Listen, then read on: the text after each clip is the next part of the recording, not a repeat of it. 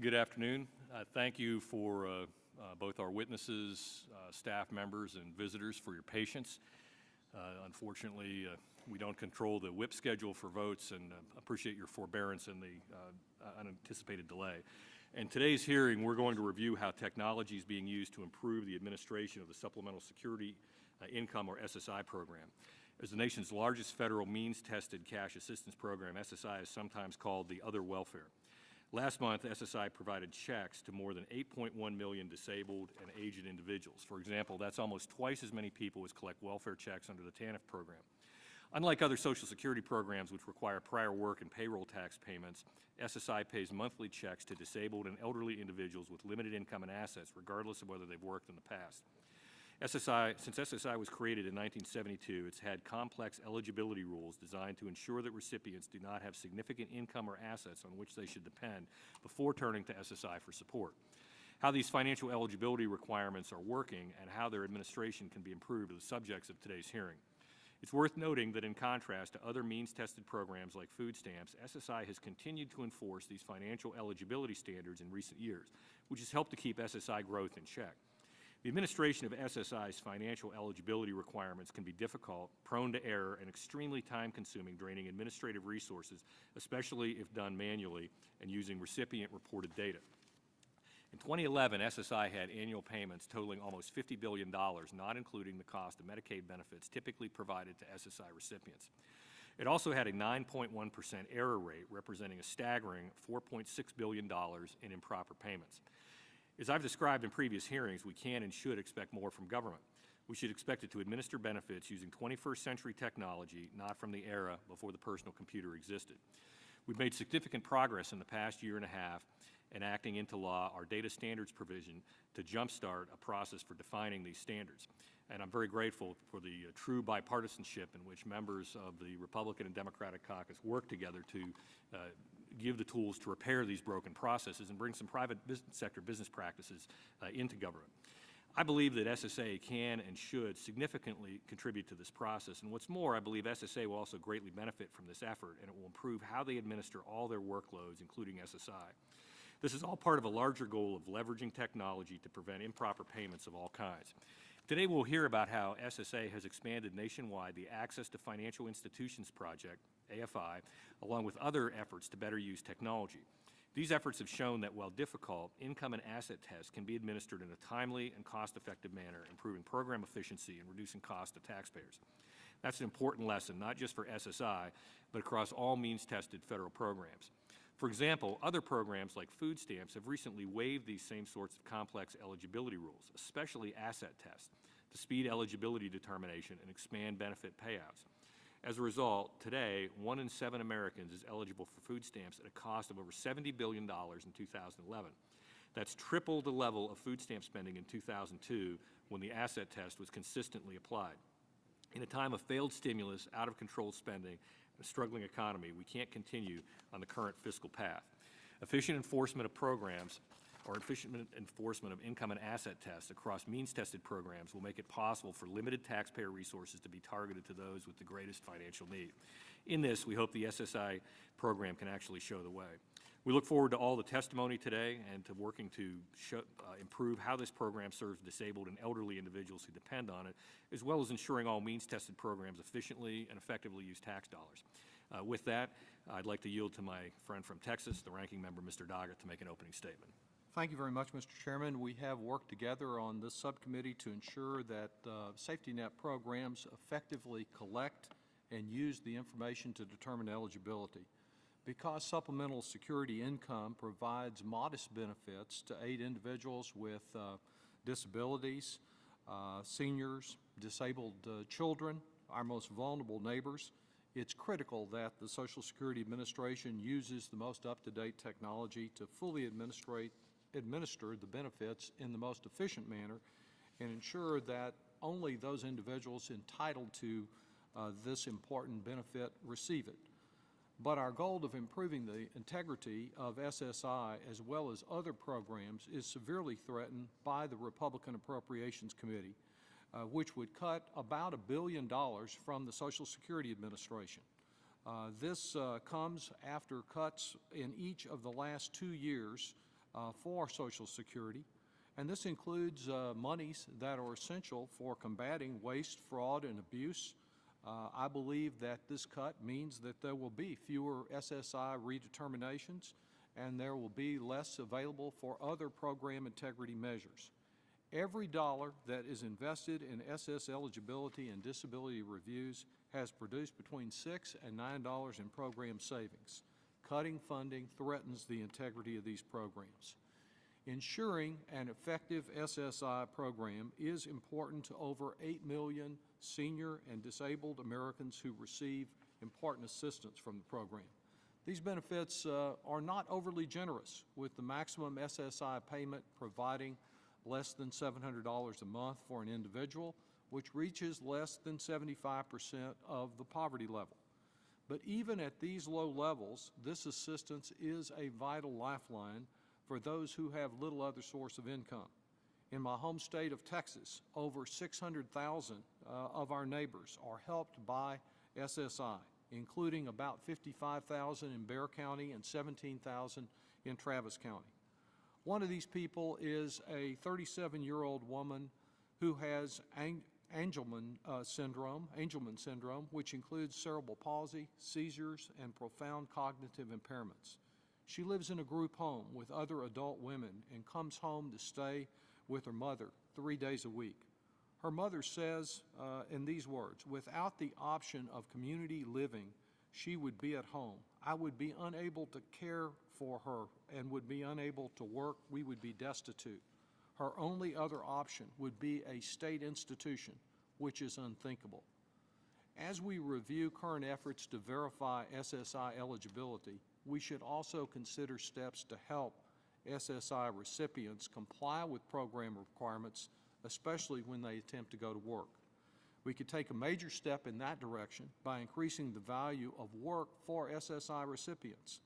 The amount of wages that an SSI recipient can earn before losing some of their benefits has not been increased since this program was first started in 1974, at a time when gas was 50 cents a gallon and the median household income was about $11,000 a year. There's a real need to make a change there. If this earnings exclusion had simply kept pace with inflation over the last 4 decades, it would be well over $300 a month now instead of a mere $65 a month. Raising the current threshold would not only promote and reward work, but it would also reduce SSI overpayments to individuals earning very small amounts from employment. Another step that we should take is to continue an expiring program that helps SSI beneficiaries navigate program rules when they attempt to go to work. Since 2000, the Work Incentives Planning and Assistance Program has served nearly 500,000 SSI and SSDI recipients who are working or attempting to work. But the program is now expiring and Congress, as with so many other areas, has failed to act. I recently joined Congressman Becerra in introducing legislation to extend this program and a related one so that we help SSI recipients understand and comply when they move into work.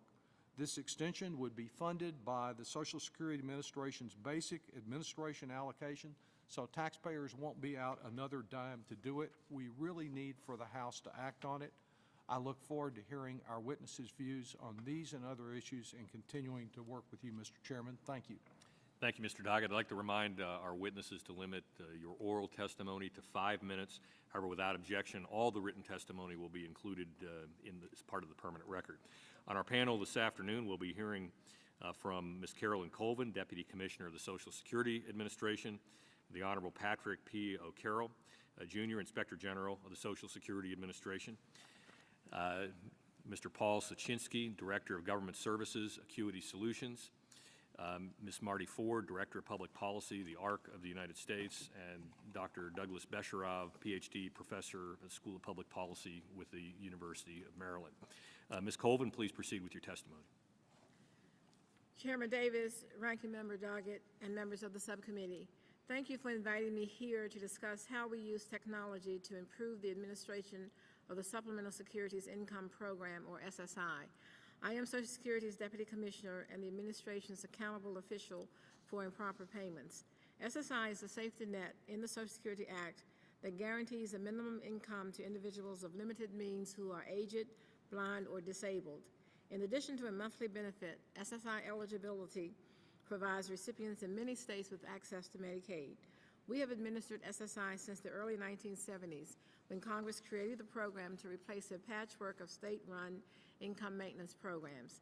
SSI turns 40 this year, and while we now use sophisticated technology to help us administer the program, the design of the program itself has remained largely unchanged.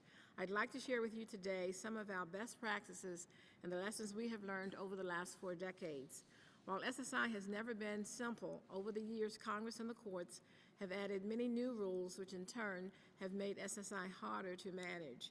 Nearly every change in an SSI beneficiary's life, from moving to a new apartment to a spouse picking up an extra shift at work, can affect the benefit. Due to the structure of the program, some improper payments are inevitable. However, we continuously look for ways to improve. Our primary key to success is to regularly review our beneficiaries' records. These reviews, which we call redeterminations, help to detect changes and to ensure that our information is current. We save $6 in benefits for every dollar we spend, and our redetermination process is highly effective. When we complete more redeterminations, our payment accuracy rate goes up. Another key to our success is our use of data analytics. We do not have the resources to review every case, so we use predictive models to help prioritize our program integrity workloads. This modeling focuses our review on the cases with the greatest return on investment. In 2010, our predictive model for redeterminations helped us save $1.2 billion, more than what a random selection would have saved. We've also learned how important technology is to helping us stay afloat amid staffing losses and growing workloads. While the SSI program requires the expertise of our trained employees, we successfully automated routine tasks, freeing our employees to focus on more difficult issues. Verifying the resources of SSI beneficiaries is an important but error-prone element of eligibility. Through our partnership with Security Solutions, we have developed a creative approach, the Access to Financial Institutions, or AFI project. AFI allows us to electronically verify bank account balances as well as discover undisclosed accounts. It is a significant improvement over the paper-based process it replaced and has been successful in helping ensure that we only pay the right people the right amount. Technology can also make it easier for our beneficiaries to comply with program rules. One example is our SSI telephone wage reporting system. This system allows individuals to update their wage amounts over the phone and correct their SSI payments before they are overpaid. This application has an additional simplification feature in that our records are directly updated with little or no employee intervention. We're now developing similar wage reporting applications for the internet and smartphone users. The last best practice that I want to highlight addresses the importance of sharing data across government. We have learned that data matches are critical to detect when beneficiaries have not reported changes to us timely. Electronic data matches have improved our program integrity efforts. We have numerous computer matches with federal, state, and local organizations, and we are constantly looking for cost-effective ways to obtain new data that will improve our payment accuracy. Our successes are largely dependent on sustained, adequate funding. I urge you to support the President's FY 2013 budget request for SSA because we have proven that we deliver. Through the hard work of our employees and technological advancements, we have increased productivity by an average of about 4% in each of the last 5 years. In closing, we continue to look for ways to simplify the SSI program. As we consider changes, we are also mindful of the need to balance benefit adequacy, benefit equity, and program integrity. We look forward to working with the subcommittee on these important issues. I'm happy to answer any questions. Thank you. Thank you very much, Ms. Colvin. Mr. O'Carroll, you're recognized for 5 minutes. Good afternoon, Chairman Davis, Ranking Member Doggett, and members of the subcommittee. Thank you for the invitation to testify today.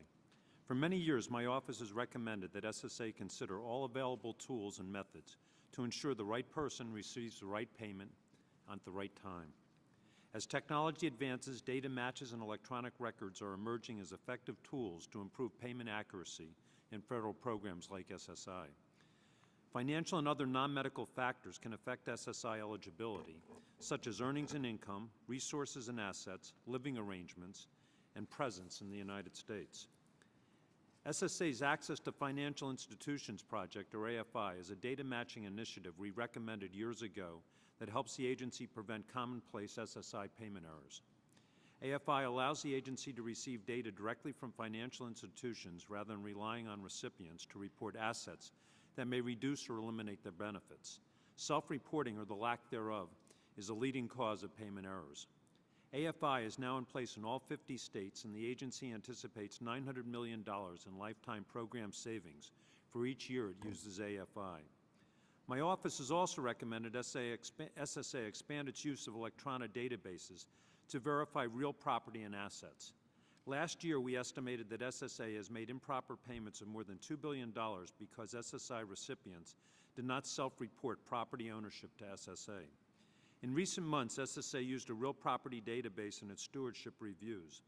The agency reported the records database was an effective tool and that SSA would use the database in all SSI reviews in fiscal year 2013. SSA is also working to collect transactional level data from foreign ATMs. This data can identify ineligible recipients because they were outside the United States for more than a month. We recommended this approach in a 2008 audit, which estimated $225 million in overpayments to 40,000 recipients outside of the United States. We're working on a review of SSA's progress in addressing this issue. We've also made other data matching recommendations to SSA to identify marital status, workers' compensation, and vehicle ownership. We in OIG use data matches in our work as well, but the Computer Matching and Privacy Protection Act requires formal computer matching agreements that can take years to complete. This prolonged process can delay or derail time-sensitive audit and investigative projects. In 2010, the Department of Health and Human Services obtained a legislative exemption for data matches designed to identify fraud, waste, or abuse. We are pursuing a similar exemption which could serve as a vital tool in our organization as we combat fraud in SSA's programs. My office also continues to encourage the agency to seek funding to support key improper payment prevention tools. For example, SSA has reported that it saves $7 for every dollar spent on redeterminations, which are periodic reviews of SSA's recipient eligibility. In conclusion, it is critical that the agency makes certain that all SSI payments are correct and timely. SSI recipients depend on these payments for basic needs. But it is equally important to protect the integrity of taxpayer dollars through data matches, electronic records, and traditional reviews. I applaud Chairman Davis's proposal to expand data matching across the federal government. For now, my office will continue to work with your subcommittee and SSA to ensure SSI program integrity and increase taxpayers' savings. Thank you again for the invitation to testify, and I'll be happy to answer any questions. I appreciate that, Mr. O'Carroll, and I still remember that meeting in January of last year that was quite eye-opening on the complexities that the agency faced with data matching. And you were put a little Irish on the spin of the whole thing there for us. We appreciate that, and moving forward as Ranking Member Doggett and I began down that path with data standardization. Thank you. Mr. Soshinsky, you're recognized for 5 minutes. Thank you. Good afternoon. My name is Paul Soshinsky. I'm the Senior Director of Government Services for Acuity Incorporated. Chairman Davis and Ranking Member Doggett and members, we are grateful for the opportunity to provide our views on technology and how they might be used to improve public benefit programs. Since 1911, Acuity has been the official registrar of the American Bankers Association, U.S. routing and transit codes, a role that requires us to assign and maintain ABA routing codes to every deposit-taking financial institution in the United States. In our role as ABA registrar, Acuity is required to maintain up-to-date information on the 117-plus financial institution locations across the United States. As such, we have earned a unique reputation as the trusted source of information about and for the banking industry. As you've heard, Acuity currently manages a technology solution to facilitate the eligibility process for the SSI program. In September 2003, Acuity was awarded a contract to develop and implement a pilot proof of concept program designed to automate the then existing manual financial asset verification eligibility component of the SSI benefit program.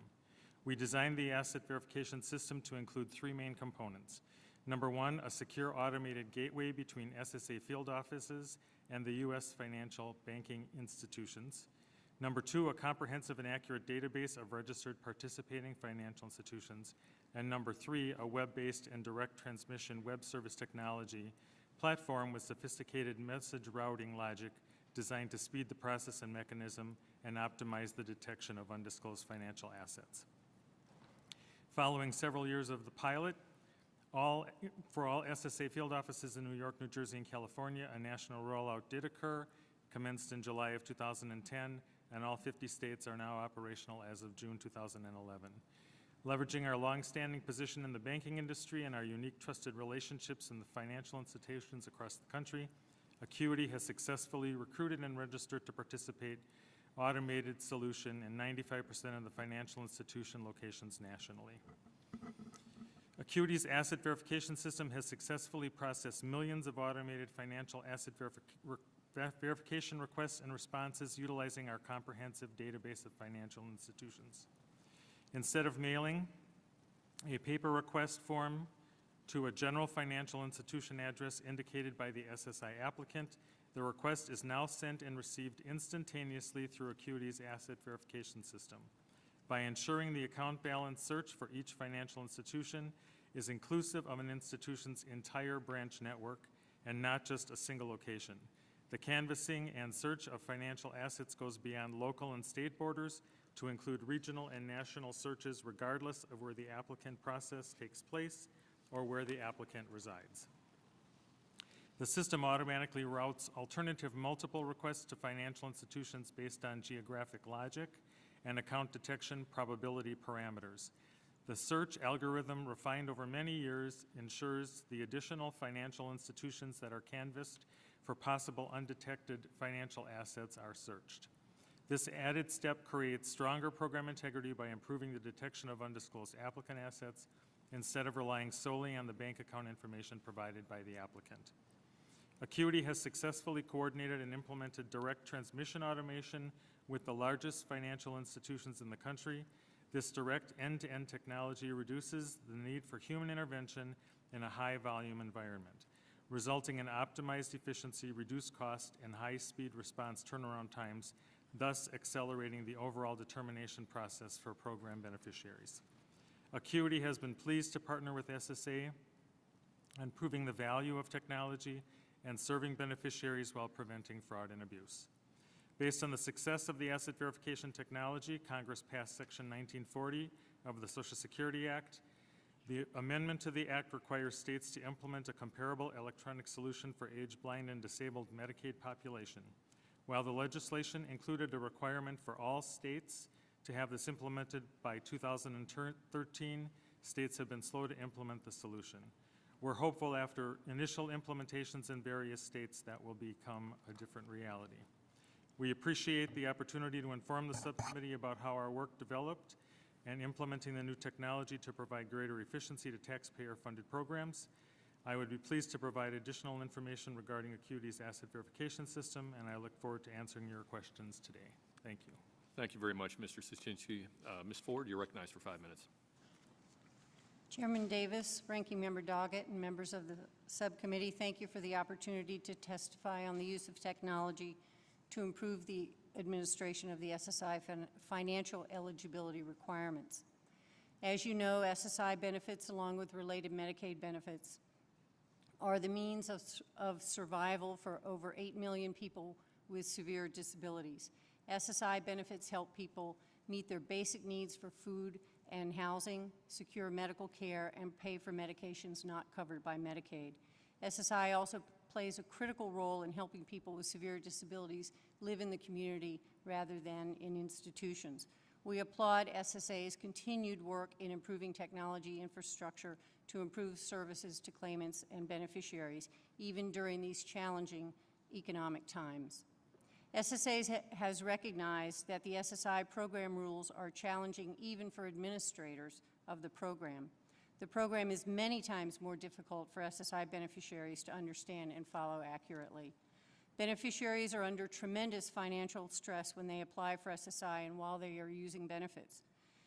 SSI pays only about 75% of the federal poverty level for an individual.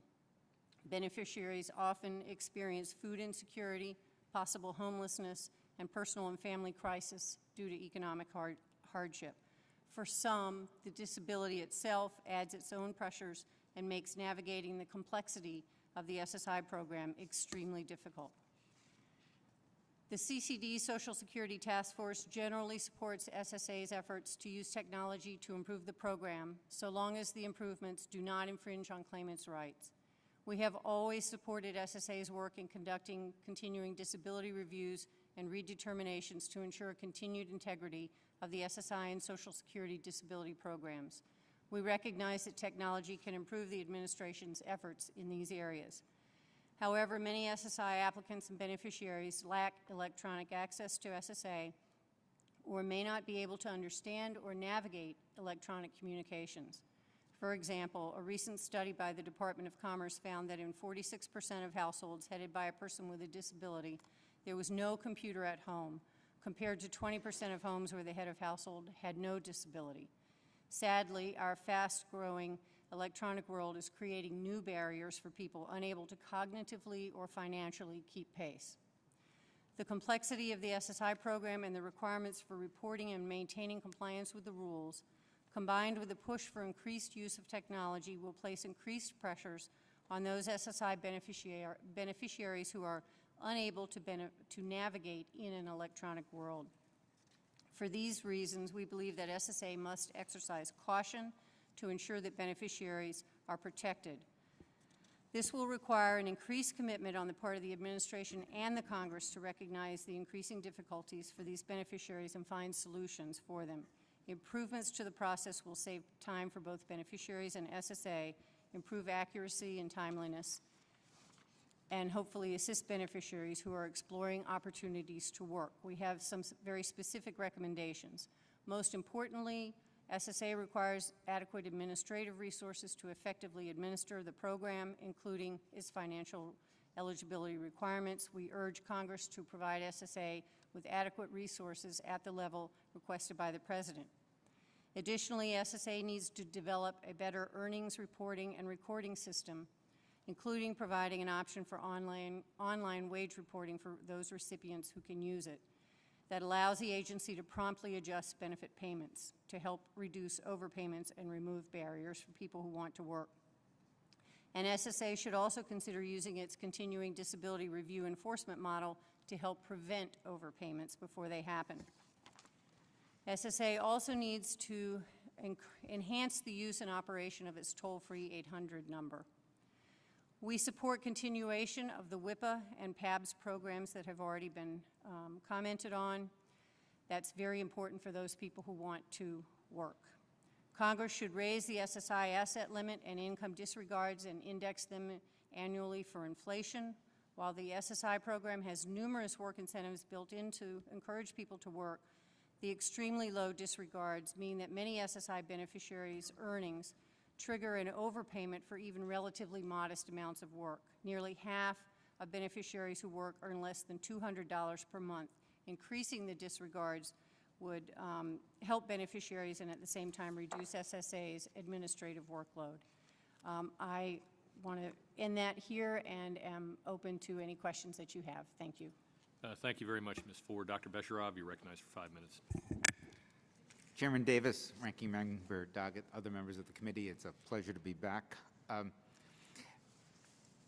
It was a great pleasure listening to the other speakers because it's rare that we have this kind of agreement about the need to move forward. And I was really impressed when I read about the bipartisan work of this committee on the data matching and the modernization of means testing programs. I think I'm here a little bit from another world, but let me tell you why I think it's all connected and why I think it's so important. In the other means-tested programs that I watch, whether it's food stamps, WIC, TANF, and so forth, the process of eligibility determination has become so expensive, and so much of that cost is on the states, that the states look, and the federal government helps the states do everything it can to do less eligibility checking. So, for example, we have 1-year certifications of income in food stamps. So, for example, we don't have asset tests in food stamps anymore. That's not maybe a little bit of it is ideological. The main reason is because it's too expensive to do those things in the modern world. The modern world where data processing, data searching does the answer. The question is, why should both liberals and conservatives want better eligibility determinations? And I want to spend a few minutes on that because I think that's the crux of this discussion. It's not that everyone gets more payments under disability or everyone gets more payments under food stamps. It's a very haphazard process. And there's great unfairness. The technical term is horizontal inequity. And that is to say, if I'm lucky enough to be with a caseworker who says, oh, let's forget about this income, or if I'm lucky enough to be with a caseworker who says, well, you deserve it even though you don't formally fall under the rules. That's just unfair. And the thing about automated systems is it becomes less possible for there to be that kind of unfairness. I think that's very important. The second thing, and I'm struck by this, is the possibility to do serious reform of the system as a whole, and especially its disincentives to work. I was struck by the comments of my colleagues and also Mr. Doggett about the earnings limitations, the set-offs. Let me mention a few things about that and talk for the 2 minutes I have left about the UK. These programs are all interconnected. 30% of the people on SSI are also on food stamps. If SSI goes down $1, food stamps goes up, I think, 33 cents, if I remember my math on this. If SSI goes up, food stamps go down. I mean, this has to be done by hand. I was going to say across committee jurisdictions, but it's really across agencies at the state and local level. We are in the 21st century. We shouldn't have to do it that way. The UK, we love it, Big Ben, old-fashioned, and so forth, is in the process of having real-time eligibility determinations made. And it's striking only when you think about U.S. government actions, because, of course, when you use a credit card to buy something, it's real-time. And so the idea that we can't match what's happening in the UK is a little striking. What the UK was able to do, and this is why I'm so pleased to be here, is because it had a process of systematizing eligibility across programs, it was able to deal with the work disincentives that are embedded in these programs, whether it's the income set-off, whether it's an earnings disregard, whether it's the effect of food stamps. As you probably know, depending on the family and depending on the income, marginal tax rates in this country for means-tested programs can be over 100%, which is you earn $1 more and you owe the government more than $1. In the UK, they have been able, and this started under the Labour government, not just the Conservatives and the Liberals, they've been able to reduce the maximum marginal tax rate to 65%. Many of us wish it's not that high, but I think this is the promise of modern technology, and I hope that this committee will be able to pursue this topic this year and in the years to come. Thank you very much. Thank you, Dr. Besharov. The trend in some means-tested programs like food stamps has been to waive complex eligibility rules, especially asset tests, in order to speed eligibility determination and expand benefit receipt. In the manufacturing world that I grew up in business, we call that expediting, where you step aside from established processes and rules, and in the long run, you can actually create more cost. And thus, the more you process, the higher your cost per item until it completely flips the cost structure upside down on what we'd call customer service or the equivalent of a banking transaction. States, especially when spending federal and not state dollars, seem less interested in making the administrative effort needed to effectively verify income and asset levels, thus suggesting they need a stake in this game as well. But as a result, today, 1 in 7 Americans is eligible for food stamps that cost over $70 billion in 2011, 3 times what it was in 2002, when the asset test was more consistently applied. Listening to all of your testimony today, it appears technology solutions exist to overcome these administrative barriers. There are islands of excellence in various parts of government and out in the state, but not connected in an integrated manner yet. For asset verification under AFI, banks are responding in an average of 7 days, with more than a quarter reporting back in 24 hours, which is a big step forward. Meanwhile, the United Kingdom is moving to a system with real-time wage data. Mr. Sachinsky or Dr. Besharab, are any of the issues and solutions we've talked about today unique to the SSI program versus other programs? You go ahead, Mr. Sachinsky. No, actually they're not, and I think that's the applicability of the Medicaid solution, that in similar environments, the connection between the government agency and the financial institutions to share that account balance information is applicable and transferable to other such programs. Dr. Besharab? I think that's right. I agree. The one thing I would add to that is something that you mentioned, Mr. Davis, and that is the fact that states share in the cost of eligibility, administration, but not in the cost of the actual program. That is a formula to encourage cutting back on eligibility determinations. Not only does the state save money that way, but easier eligibility brings more money into the state.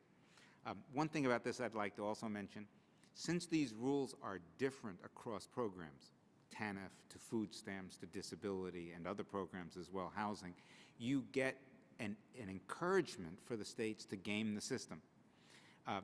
Many people wonder why the TANF program hasn't grown in this time of economic difficulty. There are many reasons: who's affected, unemployment rates, and so forth. But I think one very big reason is states pay all of TANF costs. They pay none of food stamp costs. And so why should we be surprised if the food stamp caseloads have gone up and the TANF caseloads have not, and the same for the disability caseloads? So these incentives that are built into the system create distortions that we should all be uncomfortable about. Ms. Colvin or Mr. O'Carroll, in your interactions with other agencies, do you see the same types of issues? Have any other agencies approached you, or have you shared your experience with others in terms of trying to streamline the integration of processes? I have found that there's a very strong interest among other agencies. Let me speak first to the state level, though, because I came out of the state. I administered all of the means-tested programs at the state level. And the states are very interested in innovation and creativity. They are interested in automation. For them, it's been a big resource issue, unlike at the federal level where you have one agency administering the program. Many of these programs are administered at the local level in addition to the state. But at the federal level, we've had a benefits processing work group. We have presented AFI to them. They're very interested.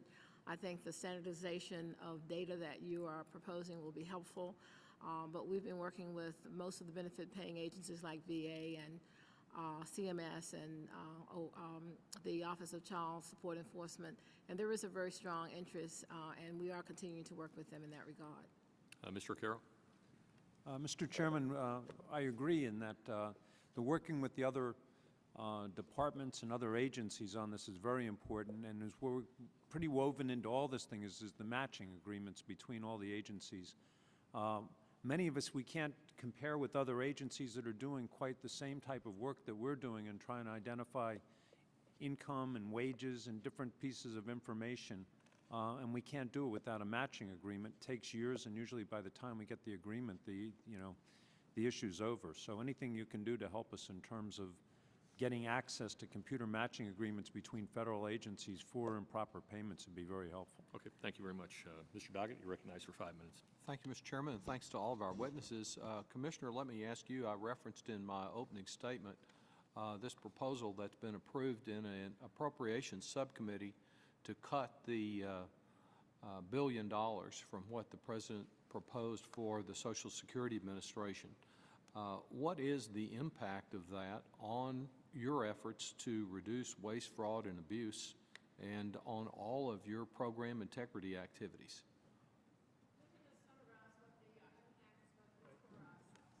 You need to hit your mic. Oh, I'm sorry. Yeah. There's going to be a severe impact within the agency. I don't have the specifics under the proposal, but recognizing that We had significant cuts in 11 and 12. As you know, we've had to close offices, reduce office hours. We've had a freeze on. We've lost about 7,000 employees for the 2 years, and we're making other draconian cuts. We would have similar experiences under this bill. There's also going to be a significant reduction in our program integrity dollars, and we've already indicated that we see a return of $9 for every $1 with our continuing disability reviews and $6 saved for every $1 spent with our redeterminations. The bill significantly reduces the amount of funding that would be available for that work, reducing it from $756 million in FY 2012 to $272 million in 2013. So that's going to be a significant reduction in our ability to do program integrity work. But more importantly, the service to the public is going to take longer. It's not going to be the quality that we've been able to experience in the past. I don't have at this time very specifics relative to this proposal, but you can conclude that the impacts would be very similar, if not even worse. Well, we had the Social Security Commissioner himself at the Social Security Subcommittee the other day talking about the impact this would have on disability determination, for example, where we have big backlogs and delays already that the Social Security Administration have been working to try to reduce, that now without adequate resources, there will not be the quality of service. And you actually have already, as you mentioned, had to close some offices. And we could foresee more of that type of thing if you don't have the money to deliver the service. And this is coming from some of the same type of people that are always talking about waste, fraud, and abuse, and yet the resources needed to ensure we don't have waste, fraud, and abuse are being denied to the administration, which I think is a very significant shortcoming. Thank you for your testimony. And Ms. Ford, I would like to ask you about another program that I mentioned in my opening statement, and that is the Work Incentives Planning and Assistance Program that's about to expire. Would you review the type of assistance it provides and comment on its, if it is not renewed, what the effect will be on those who rely on it? Yes, thank you. The grants from the WIPA, or Work Incentive Planning and Assistance, go to local nonprofit and other agencies to support outreach, education, and benefits planning services for people who are using SSI or the disability benefits under Title II, about work incentives and supports for finding, maintaining, and advancing in employment. So this is all aimed at assisting people in getting work, staying at work, or even increasing their work effort or advancing in their employment. And they're informed about what will happen with their employment, what kind of medical coverage they can get. It addresses the concerns that beneficiaries have, their fears about whether they will lose the protections that they have in terms of medical coverage or whatever.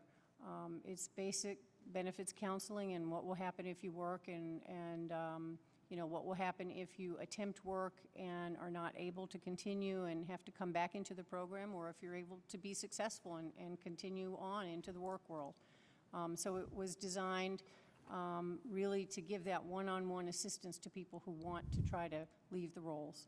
And these are individuals that may not always be the first choice of an employer to take a job, and individuals that may be taking their first job or have had difficulty getting a job who really need that assistance. It's good for the employer and the individual employee. Correct. Yes. Thank you very much. I agree. Thank you. I thank the gentleman, and the chair now recognizes Mr. Paulson from Minnesota for 5 minutes. Thank you, Mr. Chairman. Let me ask Mr. O'Carroll a question, because in your testimony you mentioned that SSA should conduct certain redeterminations and limited issue reviews when it discovers changes in circumstances that might affect an SSI recipient's eligibility or benefit amount.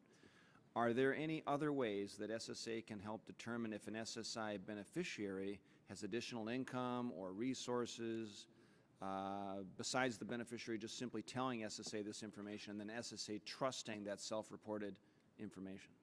Mr. Paulson, very good point. Since it is self-reported, a lot of times SSA isn't finding out about it, and it's going to be between other forms of matches and indicators that are going to come up. And some of the things that we've been looking at, or we recommend that SSAs be doing, is one, taking a look at its own records, taking a look at the master earnings file, comparing that against recipients on it to see if they're showing any income coming in that way, taking a look at the earnings suspense file to see if there's any earnings that are in there. But then the other major ways of doing it is dealing with the IRS, getting the 1099 information from IRS, which would be showing people that are going to be getting access to pensions, other forms of wages, gambling, income, that type of information. So that's very important. And then also dealing with the states on it. So it keeps going back that all the government agencies need to be talking to each other and comparing this type of information. Good. And then the unemployment insurance program is also a program that is under this subcommittee's jurisdiction. It's got a 12% error rate with more than $13 billion in improper payments that went out last year. So in that program, the largest source of error involves individuals going back to work without then reporting that they're going back to work and then continuing to actually receive benefits. And it's a situation that's a little bit similar to the SSI overpayment discussion. Mr. Soshinsky, is there any potential in your system to help identify wages? Not specifically in our system. The information that's provided by the banking industry is account balance information. However, Acuity and one of our partners, Early Warning, is involved in a research project with the Department of Labor at this point, attempting to find easier ways to find out if someone has gone back to work while still claiming unemployment benefits faster than is reported through the current data generation system now. That pilot should be kicking off shortly. It will involve 3 states participating in that: Maryland, Illinois, and Missouri. And we expect that by the end of the year we'll have some information on whether or not necessarily through our AFI program, but through an identification of other databases, if we can identify people back to work sooner than they're going in to claim that they're no longer needing unemployment benefits. Maybe Dr. Besheroff, maybe you can answer. Are there other programs that you see that need timely and accurate wage information? Do you have any other thoughts? I mean, how should they get it in the future? Well, I think, first of all, it would help to have one fundamental reform, which is what Chairman Davis said, which is have the states have some skin in the payment process, not just the administration process. That would focus some attention and deal, I think, with some of the issues about encouraging modern information technology. We need the states to want the system to work better, and it's not just audits that will do it. They have to feel that it costs them money to have inaccurate systems. Having said that, then it's the case that across many of these means-tested programs, food stamps comes to mind. You mentioned UI. WIC is another program. 60% of all newborns receive WIC benefits. 60. And this is supposed to be a program for just those who are nutritionally needy. At some point, it would be good to have better evidence and better information about student loans, student grants. It goes across the board where you see we've given up the process of enforcing the rules, and we're now having to catch up for almost 40 years of inaction. We started thinking people would just tell us when their income changed. And I just want to mention this before closing. People don't believe this, but there was a president who said, we don't need any of this record keeping. People should just tell us what they need and we'll send them a check. That president's name was Richard Nixon. It was the last time we talked about a benefit that had no double checking of actual wage information.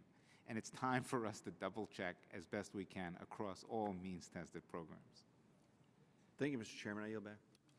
I thank the gentleman. The chair now recognizes the distinguished chair of the Republican Policy Committee, the gentleman from Georgia, Mr. Price. Well, thank you, Mr. Chairman. I appreciate that. This is an interesting panel, I think, and I don't envy any of you who have the responsibility for administering this. I think 40 years is probably the accurate time frame for when we put in place a program that is extremely difficult to just make work from a day-to-day basis. Ms. Colvin, you referred to that in your opening comments, and I want to commend you for that. Where our hearing is entitled "The Use of Technology to Improve the Administration of SSI's Financial Eligibility Requirements," and that, I think, if you break that down, what that means is that we all want to make certain that those who should be receiving benefits are receiving benefits to which they're eligible, and those who shouldn't, shouldn't. That's the unanimity that I think you talked about. So if I step back from this and would ask you, challenge you to step back, if the slate's clean, what are the one or two things that you think are imperative to making a system work that allows us to utilize the technology of today to assist in the administration of SSI's financial eligibility requirements? If you wipe the slate clean, Ms. Coleman, have you any thoughts about that if you're not encumbered by the current system? Well, I think that having standard definitions of what's income and what's resources, assets would be important. The complexity of being able to each month look at someone's change, whether or not they've had income that month or if their resources have changed, is very, very complex. We have to look at whether or not they received benefits from someone else who may have contributed to their care. So it's the whole complexity of the program. We have in the past presented ideas to simplify the program, but I think the automation that we're using, which allows us to be able to do this without having to do it manually, where we can do data exchanges. We have 1,500 data exchanges with local and state government. We have many with our federal agencies. I don't where envy we can you. compare. That has helped us, but it's the complexity of the program. If we could find some way to simplify it so that we do not have to look at these changes every single month. Mr. O'Carroll? And many times we're looking at it retroactively. So for instance, if we give the correct check to someone for SSI, we give it to them at the beginning of the month, but they may get income during Right, the month, in the middle of and the then that makes them overpaid. So it's Yeah. the complexity of the program. We need to find a way to simplify it. I'd be very happy to provide some ideas for the record, but Good. I'm not certain I can come off anywhere on the top of my head right here. Mr. O'Carroll, one or two silver bullets? Well, the first one is, my esteemed colleague just brought up, is the complexity of it with the alerts and everything we're talking about with these matches where we're either using third-party databases or other government information on it. It still requires that the claim rep at SSA, when they get that information, work it, talk to the person, find out what it is, and that's a whole nother step that comes in. So no matter what we're doing in terms of any of these matches or anything, it still comes down to human intervention in that interview on it, and that's part of the complexity. Mr. Suchinsky? One silver bullet. One silver bullet. Well, I'm thinking, and I had the opportunity to listen to a few ahead of me, but clean slate, back to the future. Yeah. You know, we've got silos. We've got so many disparate databases in so many places that trying to pull all that together into a big interface, you know, that's the future. That's the Star Wars of the technology, is to really find a way to reduce the multiple places the information is filed state by state, agency by agency, and try to get it connected, because the data's all there. It's a way of just having it available for the right person to use it at the right time. Ms. Fort, do you agree? In addition to what Commissioner Colvin had said, I would say updating the income and asset levels to reasonable amounts, at least to what they would have been were they indexed to inflation since the beginning.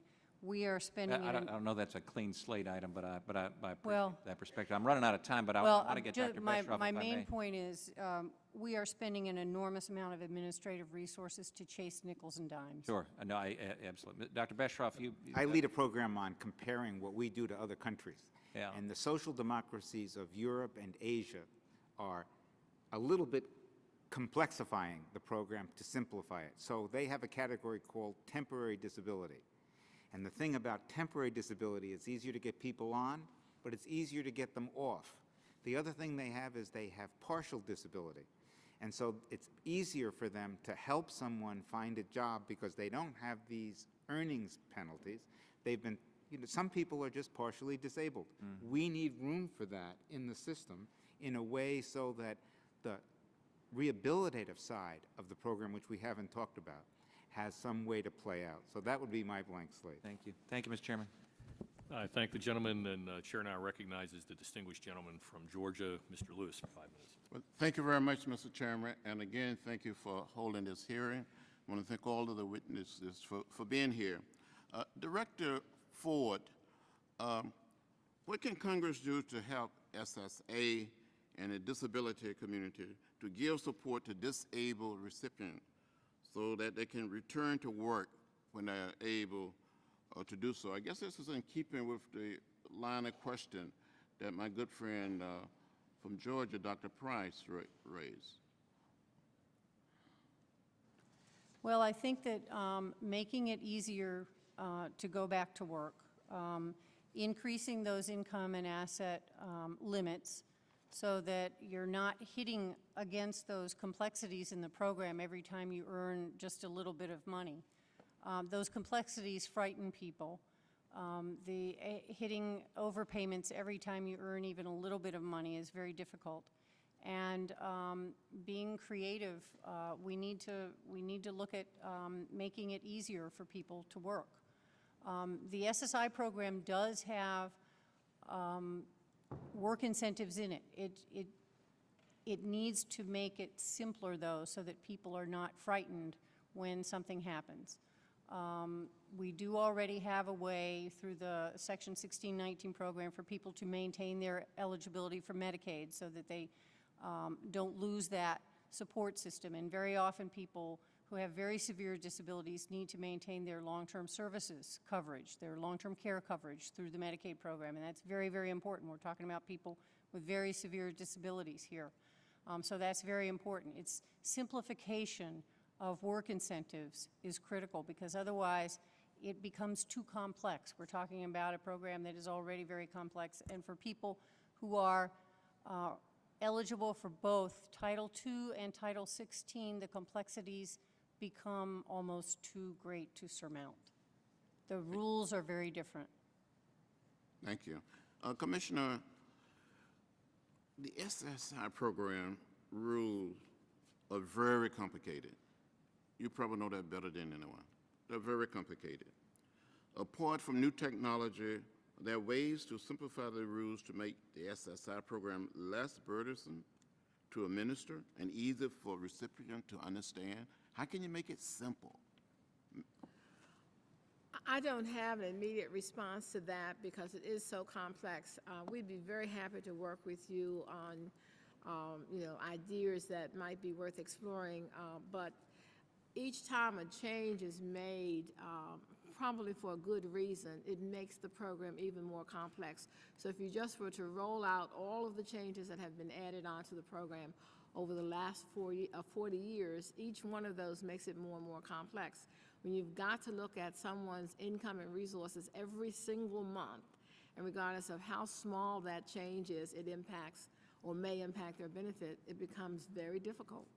You don't have a way in this new age of technology, just push a button and... No, we don't have that. We do, as I said, have a lot of data exchanges, so we are able to get information about wages from IRS or the child support new hires and some of the other pensions that they receive, et cetera. But if, for instance, if someone's living situation changes, they have to report that. There's no button that we can push. And once they report it, we then have to verify it. So it's a very complex process. And even with the reports that we get, for instance, like AFI, which is considered a third-party report, we have to verify that. We can't just accept that. So it's a very complex program. Anyone else have any suggestion or recommendation, or some magic, I guess you call it a silver bullet? Yes, Director Ford. I would mention that in my testimony, we did comment on the Social Security's proposal for a work incentive simplification project, which is aimed at Title II, but might be able to help those people who are those concurrent beneficiaries of Title 16 and Title II who want to try to work. That is one thing that we would support moving forward on. If I could, just to give a plug again for what this committee has been doing. I sat in on a planning session at the Labor Department, and somebody asked the question, why was it so difficult and so expensive to do research on workforce development programs? And the head researcher from the Labor Department said, because for each contract, the contractor has to spend $1 million collecting the data from the states. And someone said, well, isn't that data that comes to you, the Department of Labor? No, says the Department of Labor, and when it comes, we can't use it because it's all in different kinds of pieces. So it sounds so unromantic, but I think the work that this committee is doing on data simplification, data similarities, codification, is the first essential step to much more data sharing electronically. It's very important. It seems, so mundane, but it's tremendously important. Thank you. Thank you, Mr. Chairman. I thank the gentleman. Ultimately, if we're going to address the deficit and spending issues, it's going to be by fixing the engine and not external or symptomatic changes. So we're hopeful. These technologies exist today all around us, and it's a question of removing the statutory barriers, which the Inspector General and I have talked about in the past, and others. But appreciate the conversation so far. And with that, we recognize Mr. Berg from North Dakota for 5 minutes. Thank you, Mr. Chairman. I thank the panelists. I appreciate the passion that's coming out and what we're doing here, which really does seem mundane and boring, but can have some pretty dramatic effects. As we know, the pressure to reduce error rates is real critical. And instead of, I think, as you found out, as we've looked at that, the return, the payback is pretty dramatic. And, obviously the challenge is, if we can prevent an overpayment from happening, that's a lot easier than trying to recoup money after that money has gone out, and for people trying to understand why that error was made and correct that whole process. So I guess just really on the big picture, Mr. Carroll, I'd like you to just tell us what the most common SSI issues are, that result in overpayment, and are they preventable? Mr. Berg, as I was saying in earlier testimony, most of it is the self-reporting of SSI in terms of that when you're talking what your assets, what your income, what your property is, all those are are the biggest part that we're seeing on it is that it's a means-tested program, and you have to be able to, in this case and many times, trust the person that's giving you the information on it. And I think what we're talking about today is the verification of it, is finding ways to verify that information that the person has said and any of the circumstances that have changed. So how would you prevent that? I mean, I'm assuming that when it relates to property, that's probably a real big issue that could have a wide variation of opinions on what the value is, or if there is value. Is that, or what are the big, anything that jumps out and says this is where it's really hard to determine? Well, I guess the biggest part, where one of the parts of the determining of it is the redeterminations that we've been talking about, is that there is, when those indicators come up, that's the point when you have to bring in the recipient and speak to them and find out whether or not they have the resources. And unfortunately, what's one of the big issues with, I guess the resources of SSA is that when, it's a balance there between the stewardship and the service on it. And right. What we're saying is we need to have more put towards the stewardship, where you get those indicators on it, you're bringing the people in, you're checking it, you're periodically bringing people in to see if their circumstances have changed. And I think that's kind of one of the issues that we'd like, and that this committee can help with, is that if SSA is given a sort of an integrity fund, or a fund that is earmarked just for stewardship type of work, where when resources are limited, that there'll always be the resources there to be constantly doing the redeterminations, the continuing disability reviews, the cooperative disability investigations that we do. That's kind of probably the best preventer, Mr. Burke. Okay. Thank you. I'll yield back, Mr. Chairman. I thank the gentleman. The chair now recognizes Mr. Reed from New York for 5 minutes. Thank you, Mr. Chairman, and thank you to the witnesses for your testimony today. Ms. Colvin, I wanted to follow up on some prior testimony from the change in priorities that we've received from the Commissioner in prior hearings that I see in this area at SSA. And there was some direct testimony from the Commissioner about the fact that he was processing incoming eligibility cases over the post-entitlement checking and making sure that people are getting overpayments are getting adhered and or looked at and corrected. Has that been the case in your experience in the agency? Has that priority shift occurred? I don't think there's a priority shift. We try to balance both of the workloads, both our program integrity and our direct service. If you have someone who walks into an office, you have to serve them. Or if someone calls you on the telephone, you have to serve them. And then that work is not finished. You've got to take action as a result of that call or that visit. So certainly that moves to the front of the pile. But I think very clearly we have tried to balance that. Now, we do all of the redeterminations and the CDRs for which we're funded, and we're certainly doing other kinds of things like our centenarian project and other kinds of projects that we try to use to identify any overpayments or anyone who's getting a benefit who should not. So I'd say it's a continuous effort to balance the workloads. So when the commissioner came and testified to us in previous hearings that there was a conscious decision on his part to switch the priority to incoming eligibility claims at the expense of post-entitlement work, that the commissioner's testimony was inaccurate? Now, I can't speak to that because I'm not aware of that testimony. So I'm certainly not going to contradict what he would say, but I'm responsible for the Program Integrity Initiative in the agency, and I've not seen that getting the short shrift. We have been pushing that. So from your experience and your time at the agency, it hasn't, that priority shift has not occurred? I would say since I've been there, there is still a focus on program integrity work. Okay, but that didn't answer my question. Was there a shift in the, there's always a focus on everything you do? I can't speak to whether or not What there's has been been a the shift. priority? I don't know what time frame that testimony was given. You know, I'd be very happy to come to provide you an answer for the record, but I'm not aware that there's been a shift of not doing program integrity work and instead doing Incoming eligibility determination. Right. Okay. That's fair. And then I was going to ask, are there any, one of the issues I see here is that the qualification for the benefits and changes, as we point out, as you pointed out, mid-month many a times, and as the individual is eligible for the benefits, things change. Has there been any exploration of technology? I know there's some testimony, Dr. Beshaw, from you in the UK. There's real-time reporting wage technology that's out there that the UK is relying on. Is there anything in the agency's point of view, Ms. Colvin, that Yes, you're we exploring have. to get to that real-time data? Thank you for that question. Yes, we have the SSI telephone wage reporting where an individual can call in and report any change in their wages during the month.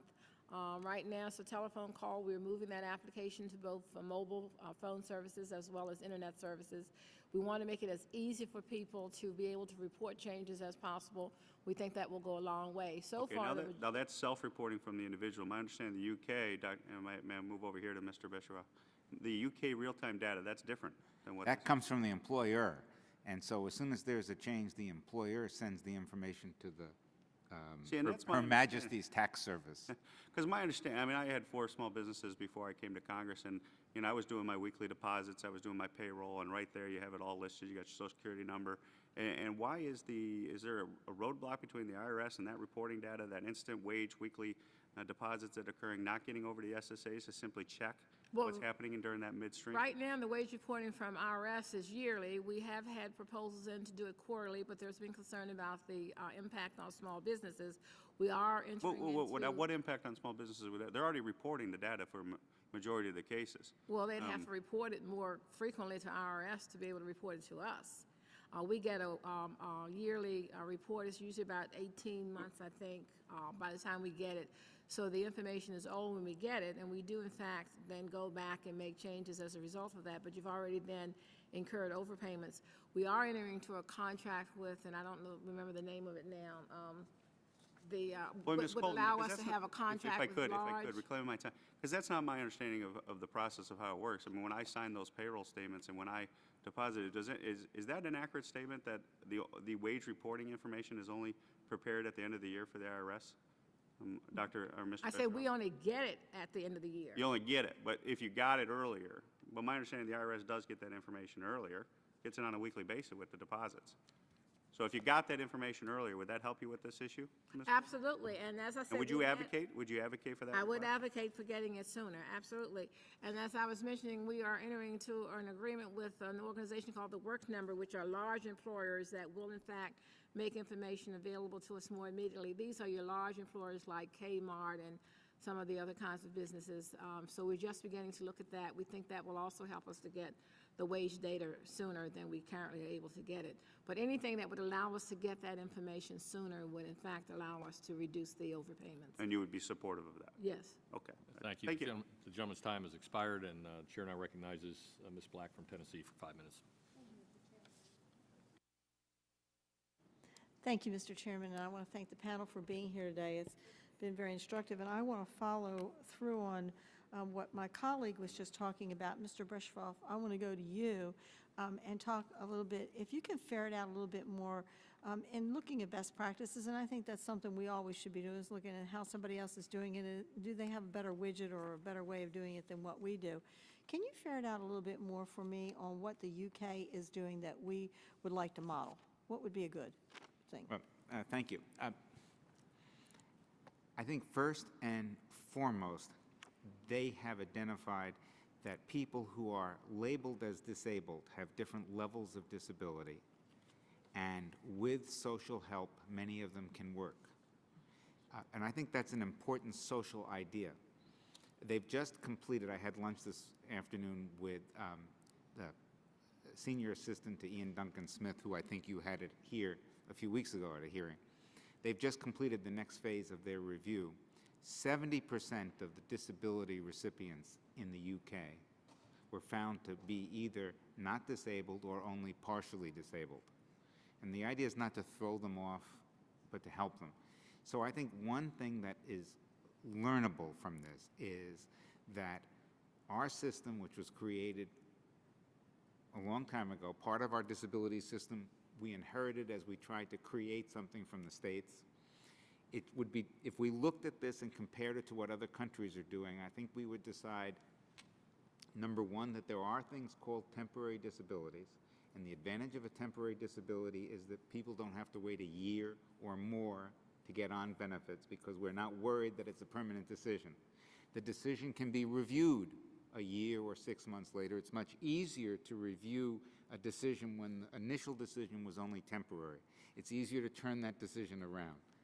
And then secondly, that there are different levels of disability, and it's not just a question of allowing people to work, but giving them a little bit of a nudge. We think your disability is such and such, we think you can earn a certain amount. And if we look at other countries, what we see is the incentives that they create on top of those rules can often be very powerful. A person who goes to work in the Netherlands from a partial disability, designated having a partial disability, is able to earn more than the amount of the disability payment would have been. Now, we say, well, that's just going to cost us money, but it turns out that that moves so many more people into work that the government ends up saving money. We should be able to ask these questions. And the only way you could ask them and answer them is to have modern data systems and have a system that understands that it's not just asking people, do they want to work? We have to encourage them a little, and we have to give them the financial incentives if they take a job that will respect the fact that they took a job. So looking at the analysis and the data from the UK, can we then assume from that that they have less people that stay consistently on their SSI? Do we have people moving in and out of the program and therefore a total number that is less than what we have here in the United States? Is that an assumption we can jump to or not? I don't know enough about the program, but I wouldn't jump to that conclusion. If we look at other countries like the Netherlands, which had a much larger problem, we know that when these rules are imposed, the total number of disabled goes down. But in this country, it really would depend on what the error rates are and whether the incentives would help people who are only partly disabled. I know this is only anecdote and there are experts around the table, but I come from the welfare world and I can tell you what I'm told. Someone spends 6 months, a year, 2 years getting on a disability program, And then the first thing that happens is they get a letter saying, well, why don't you go look for a job? Am I right about that? I mean, and so what I'm told is, there's a certain, wait a minute now, I am not going to mess up what I waited so long to get.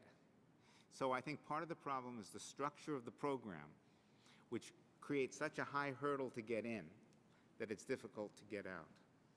So I know my time is going to run out here, and I guess the other question that I would have, and each of the panel members, this would be something for you as well. I know you're not going to have time to answer it. You may be able to do that follow-up in writing for me, but and just breaking down silos, which silos would you need to break down in order to have a system that you feel would be working together, where you would have the right hand knowing what the left hand's doing? I think that my colleague had already rooted that out in Ms. Colvin, you getting information more quickly. So there's a silo there that needs to be broken down so that it can, and you all have done a good job, and in reading this notebook, I want to commend you on that. But we still have a ways to go. So thank you so much, Mr. Chairman, and I yield back the remainder of my time. Thank the gentlewoman. I want to thank all of you on the panel for your thoughtful perspectives on these issues. We appreciate you investing the time to come in and talk about the experience in SSI that can be transferable to other means-tested programs. If any members have additional questions, they'll get them to you directly. We'd ask that you submit them. They'll send them to you in writing. If you would submit your answers also to us for the record so they can be inserted for all to see. We'd appreciate that. Thank you again for being here, and this hearing is adjourned.